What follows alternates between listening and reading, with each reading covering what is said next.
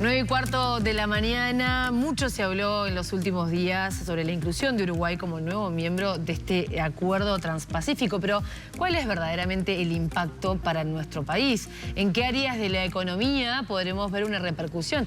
¿Cuándo podremos ver esa repercusión? ¿Qué impacto puede tener esto en el Mercosur, en nuestros socios del Mercosur? Todo eso lo vamos a estar conversando con el magíster y analista internacional Gonzalo Oleggiani. ¿Cómo estás, Gonzalo? Bienvenido. Muchas gracias por la invitación. Buen día. Un gusto recibirte. Bueno, se habla de que este es un paso clave en lo que tiene que ver con la inserción internacional del país. ¿Vos lo ves así?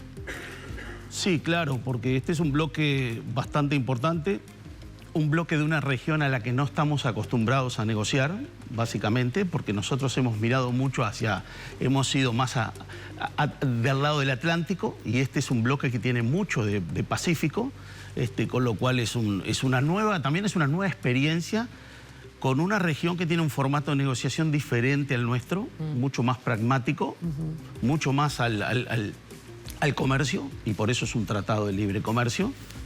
Ellos buscan una integración diferente a la nuestra, consideraron que la que nosotros empezamos en algún momento, que es la integración profunda, la unión aduanera, la que mayormente terminan haciendo a partir de ALADI, ¿verdad? Para ellos eso era un objetivo difícil de cumplir por los países que había y por las diferencias que había entre ellos, y porque muchos no tenían bases culturales comunes como podemos tener en América Latina. Gonzalo, aceptan a Uruguay como miembro, pero ¿cuándo comienza realmente a funcionar este tratado? Bueno, a ver, yo creo que la palabra clave es aceptan a Uruguay más como candidato a ser miembro del tratado. Y acá hay otra salvedad. Nosotros mayormente estamos acostumbrados a negociar tratados. Este tratado ya está hecho, o sea que lo que Uruguay va a hacer es pedir el ingreso a un tratado ya existente, que genera la posibilidad de renegociar algunas cosas porque, a ver, estos tratados, por más que uno lo ve como 12 países, terminan siendo también en una relación bilateral, porque no todos producen lo mismo, entonces a veces también hay una relación bilateral en ese acuerdo en los países. Bueno, esto es lo que va a tener que jugar Uruguay en ese tratado, su parte bilateral, digamos. Bueno, eso es clave, ¿no? Sí. Y ahí entra el arte de la diplomacia, me imagino, o de la negociación de Uruguay como Estado. ¿Dónde debería poner la bala nuestro país? ¿Dónde debería haber una oportunidad? ¿Dónde ves una oportunidad? Bueno, a ver, oportunidades se ven muchas. Hay países en los cuales quisiéramos estar, más que quisiéramos estar, quisiéramos ingresar a esos mercados o sin aranceles o con aranceles más bajos, o sin cuotas, como por ejemplo puede ser un caso de Japón, claro. Por ejemplo, ¿no?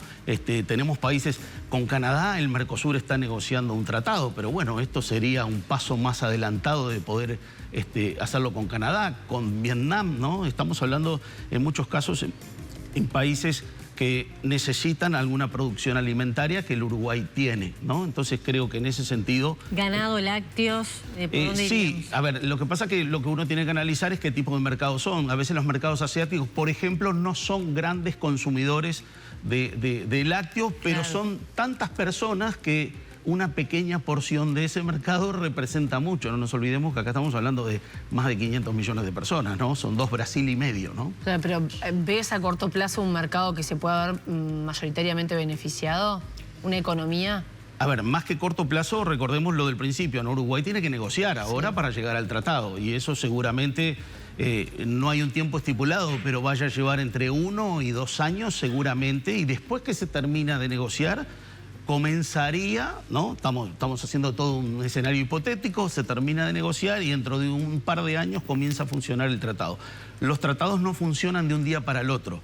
Es un proceso de desgravación que va en el tiempo y que en este tratado lleva entre 5 y 10 años. Por lo cual, cuando uno firma un tratado de estos, son de mediano plazo. Mediano plazo, por lo menos 5 o 10 años en los cuales uno empieza a ver impactos del acuerdo. Entonces, Gonzalo, lo que ha sucedido con este tratado es clave porque se ha manejado como una política de Estado de algún modo, que comenzó en el gobierno de Luis Lacalle Pou, que continúa en y por lo que vos decís, tal vez tenga que continuar en el siguiente, ¿no? Estas negociaciones, o sea, cuán importante es que haya una línea, un objetivo país concreto.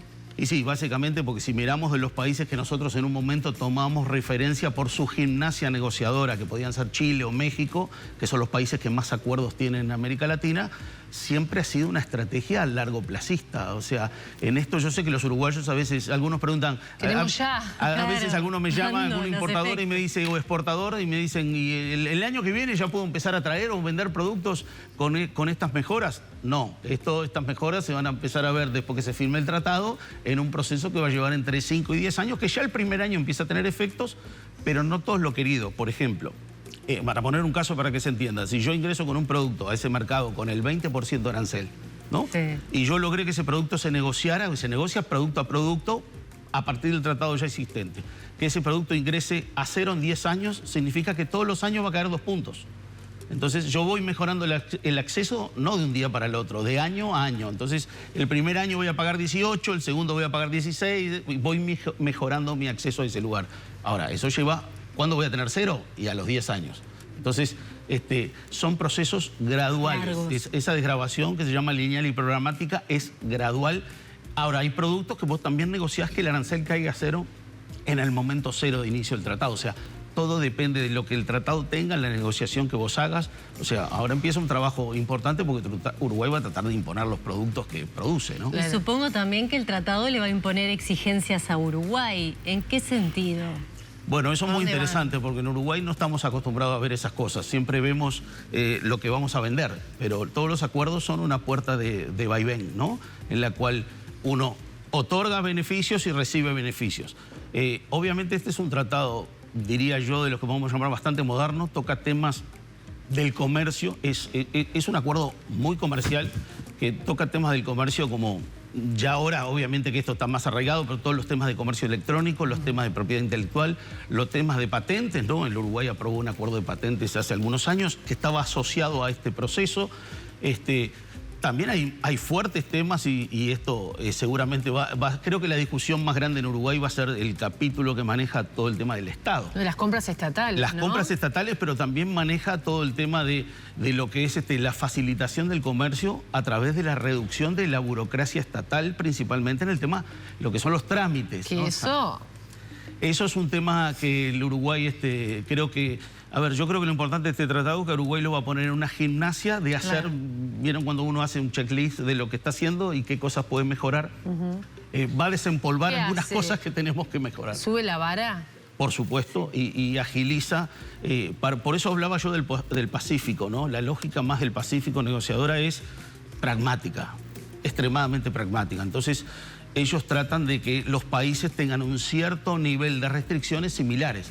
Si no, yo después le empiezo a poner trámites en el camino para que ingresen los productos de ellos y el acuerdo termina complejizándose. Veamos lo que pasa un poco hoy con la Unión Europea. Estamos a supuestamente 3-4 semanas de firmarlo y la Unión Europea está hablando de una salvaguardia que está fuera del tratado. Entonces, ahí tenemos dos negociaciones totalmente diferentes, ¿no? La más occidental, que es la que conocemos, y una que para nosotros es ignota, que es la del Pacífico, ¿no? ¿Y usted cómo ve a nuestra diplomacia en estos desafíos? En nuestra política. A ver, yo creo que la diplomacia en Uruguay está plenamente capacitada para avanzar en esto. Yo creo que el tema es tomar la decisión, avanzar, tiempos, y después yo creo que el desafío del que menos se habla es del tema de la producción. A mí me preocupa más el tema de la producción.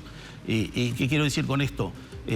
Abrimos tratados, conseguimos posibilidades de venta, pero Uruguay hoy mayormente lo que produce lo exporta. Entonces, ¿cuál es el desafío del Uruguay? Producir el doble para exportar el doble en los próximos 7 u 8 años.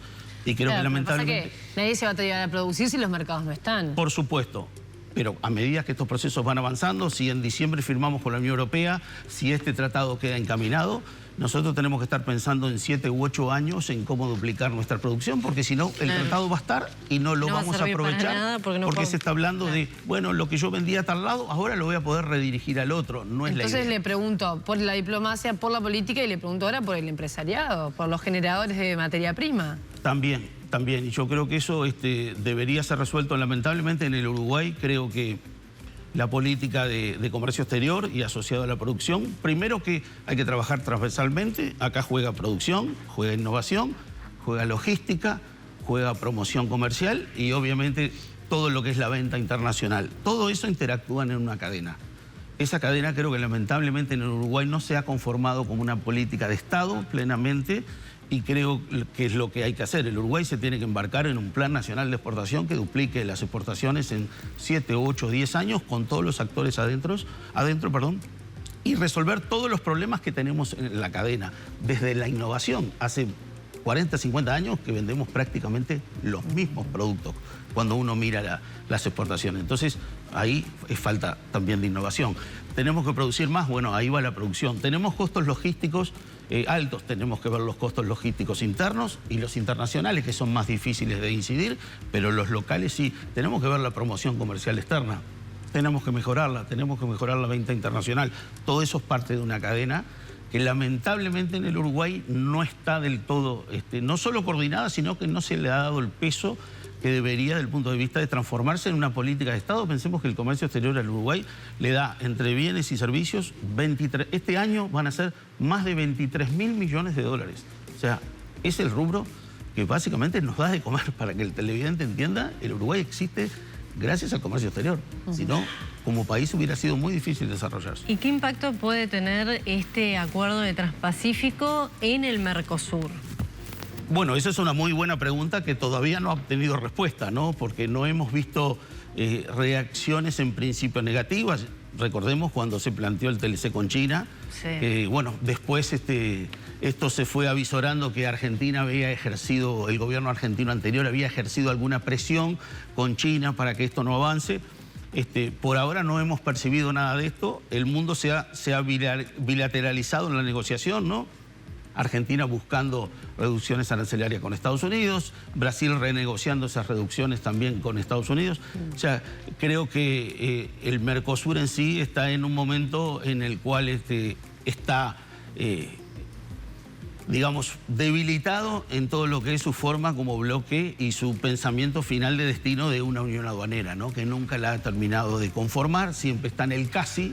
Yo le llamo el bloque del casi, ¿no? Porque es casi una unión aduanera, pero lamentablemente hace 20 o 30 años que estamos esperando que esa unión aduanera se configure después de la zona de libre comercio y seguimos teniendo inconvenientes para ingresar a países como Brasil o a veces Argentina, ¿no? Bueno, este gobierno tiene mucha cercanía con Brasil, hubo muchas señales políticas al comienzo del mandato de Yamandu Orsi, de cercanía con Lula.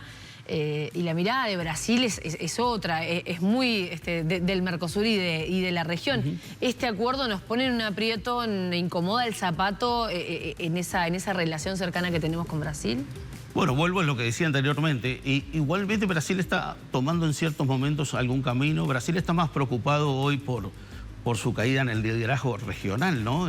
Creo que Brasil hoy está poniendo... Recordemos que para Brasil es más importante el liderazgo en un bloque que a veces el comercio por el tamaño del propio Claro, Mercosur. Pero bueno, ese que quiere ser líder ve como el hermano más chico se le va por otro lado. Sí. Y con un Milei que también pretende hacerlo. Sí, y un Paraguay, que también en algún sentido pretende hacerlo, y ahora tenemos a Bolivia, que seguramente también pretende hacerlo. O sea, solo. Con lo cual, claro, el Mercosur no es que nosotros lo cascoteamos, está cascoteado desde varios lados, y bueno, esperemos que nadie nos eche la culpa a nosotros, ¿no? Que básicamente esto se distribuyen las responsabilidades entre los países del Mercosur, pero bueno, el Mercosur no ha podido lograr conformar esa unión aduanera y creo que eso es el debe. Brasil lo sabe. Y hay que ver hasta dónde Brasil no posa alguna crítica sobre este camino que el Uruguay va a tomar, ¿no? Bueno, a propósito de eso, ayer sorprendió Lula en las últimas horas anunciando que aparentemente el 20 de diciembre se firmaría el acuerdo de Mercosur y Unión Europea. ¿Qué impacto tiene? Y también, ¿qué decisión, por qué decide hacerlo ahora y en este contexto, ese anuncio? Bueno, acá volvemos a la lógica del liderazgo, ¿no? Estamos en la presidencia pro tempore que tiene Brasil, que en esa cumbre la va a entregar, obviamente va a salir de Brasil, y Brasil quiere como un hito, marcar un hito y firmar el acuerdo en su presidencia. Ahí vamos a los temas de liderazgo. Claro. Quizás otro país como Uruguay no pesaría tanto. Uruguay está básicamente esperando que se abra el mercado para poder vender a la Unión Europea. Brasil está esperando eso, pero también está esperando su posicionamiento como liderazgo político. Brasil está en una situación compleja, está en tira y afloje con la Unión Europea, pero está en un tira y afloje entre China y Estados Unidos, ¿no? Recordemos algo que nos olvidamos, ¿no? Brasil en los últimos 20 años se transformó en el primer exportador sudamericano de petróleo. Entonces, Brasil pasa a ser uno de los países más importantes. Seguramente en los próximos años Argentina entre también en ese top 10 mundial con Venezuela, si Venezuela recompone su situación, o sea que América del Sur se va a transformar en el próximo Golfo Pérsico. Entonces, eso nos muestra que el resto del mundo nos está mirando de otra manera y por eso estamos en el centro de atención, y principalmente también Argentina, por el gas natural, por el petróleo y por algunos minerales. Entonces, estamos en un partido totalmente diferente que el que se jugaba hace 7 o 10 años en el Mercosur. ¿Y Uruguay cómo podría o debería aprovechar este acuerdo entre Milei y Trump para obtener un impacto positivo? Yo creo que al ser un acuerdo entre Argentina y Estados Unidos, es su acuerdo. Uruguay en algún momento podría sentarse a negociar con Estados Unidos alguna reducción. El tema que es un poco traicionar el sentido de lo que es el ordenamiento reglamentario del comercio internacional, ¿no?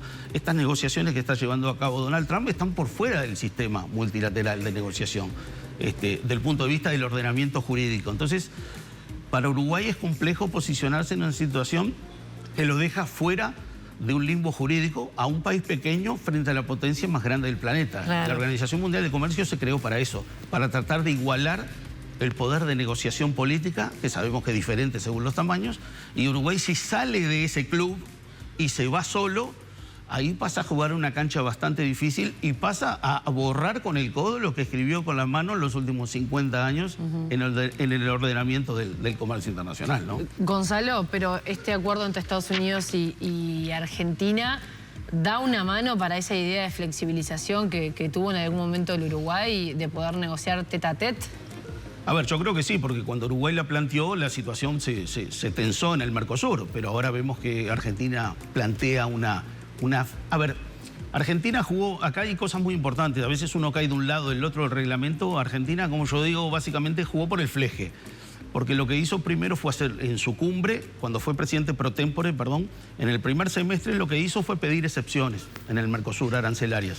Esas excepciones las guardó para negociar con Estados Unidos. O sea que Argentina dice, yo sigo estando dentro del reglamento, en el borde, pero estoy dentro del reglamento. O sea, fue una... Ojo, lo que termina negociando con Estados Unidos son excepciones que fueron mayormente aprobadas por el Mercosur en el primer semestre. Entonces, se alejó del Mercosur y yo diría porque está caminando en ese fleje. Entonces, la Argentina tiene más posibilidades. Cuando uno es un país más grande tiene más fuerza política, y Argentina tiene también una fuerza económica y productiva. Argentina se va a transformar en proveedor de muchas cosas en el mundo en los próximos 4, 5, 10 años, con lo cual son situaciones diferentes a la nuestra que lamentablemente... Y que no nos animamos ni siquiera a ir en el fleje. Ir en el fleje es complicado, y yo le sumaría otra frase que también planteo muchas veces. Uruguay en esta situación actual, de río revuelto, por debajo del radar. Es básicamente nuestra situación. Sí, porque ya vimos que hay países que trataron de salir del radar y mostrarse y han obtenido resultados te pongo aranceles o te aumento tal cosa. Y para el comercio de Uruguay, por ejemplo, recibir un aumento de aranceles con Estados Unidos, que tenemos un buen comercio, sería un problema extremadamente amplio. Gonzalo, queda mucha tela para cortar. Veremos cómo avanzan las negociaciones, cómo Uruguay se va metiendo de a poquito en el mundo, y también qué repercusión tiene todo esto en el Mercosur. Muchas gracias por la visita. Gracias a ustedes por la invitación. Un placer.